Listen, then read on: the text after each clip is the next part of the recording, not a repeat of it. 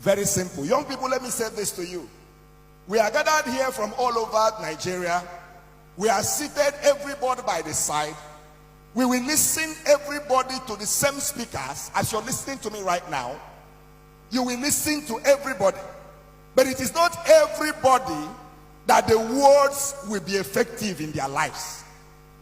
It is going to be effective for the person who listens and decides that the prophecies on his head will not go in vain. This is University of Nigeria, Nsukka. Several years ago, I came to this school as a student. Before I came to this school as a student, I was physically challenged at the age of 3. And between the ages of 3 and 10, I was a beggar in my village. Everybody knew me. I was crawling on the floor for 7 good years. I will hang something on my neck. I will go to the marketplace to beg. That was what I was doing for 7 years. And for these 7 years, all my age mates were already in school. I was despised. I was nobody. Until one day, I decided to go to school. And when I got to school, the headmaster made a mockery of me and said to my father, "Why did you bring this one here? What did he come here to do?" He said to my father, "He can't be a student. So take him back home. He can't be a student." And then I asked the man, "What will I do?" If you want to maximize who you are in life, you don't tell stories of what has happened to you. You tell stories of what will I do to come out of what has happened to me. That's the question. So I asked the man, "What will I do?" He said, "Go and learn how to walk." And for 1 year, I was learning how to walk with this stick. And I'll take a step and I will fall. Young people, listen to me. On the journey to success, you're going to fall several times.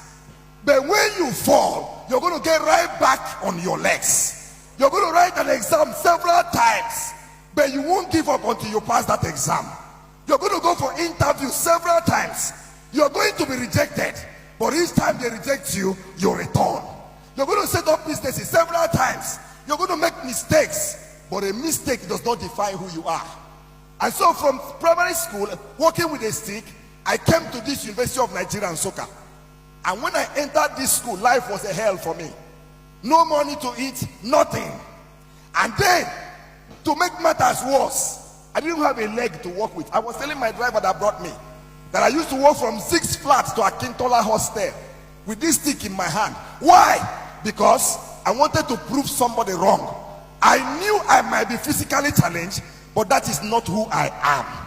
I know that you might not be beautiful according to people's standards, but that's not who you are. I know you might not be as rich as others, but that's not who you are.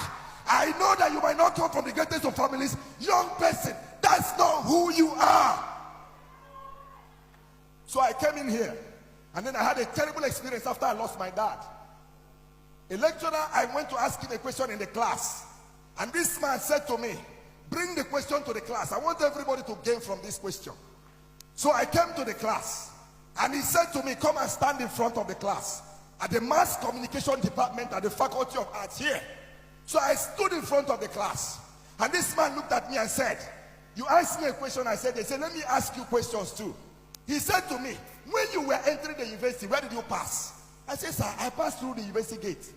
He said, "When you were passing, who did you see?" I was wondering, what was the need?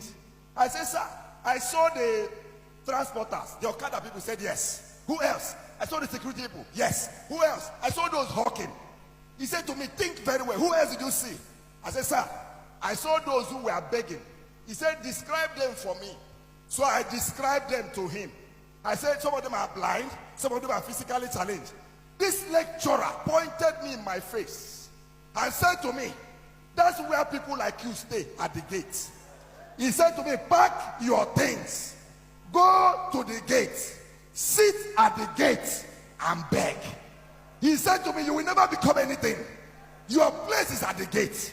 He said to me, "Look around the class. Is there anybody with a stick in their hand?" He said, "Back, listen to me, child of God. Young people, listen. Life is not about the container, but the content. Life is not about the container. It's not about how tall you are. It's not about who you think you are.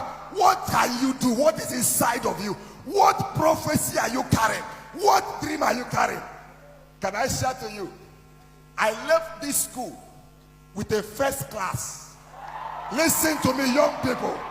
I left this school with a CGPA of 4.86. Listen to me, young people. Today, as I stand here, I have a PhD. I am a lecturer and I teach in 2 different schools. I have cars and I drive on my own. I have family, I have a wife and children. Listen, child of God. Nobody is your classmate. You are your own. Nobody should influence you. Hey, young person, listen to me. You are not in competition with anybody. By the special grace of God, I have traveled around the world. The last time I got to UK, I got to London Heathrow Airport with the same stick in my hand. That's something for which they mocked you.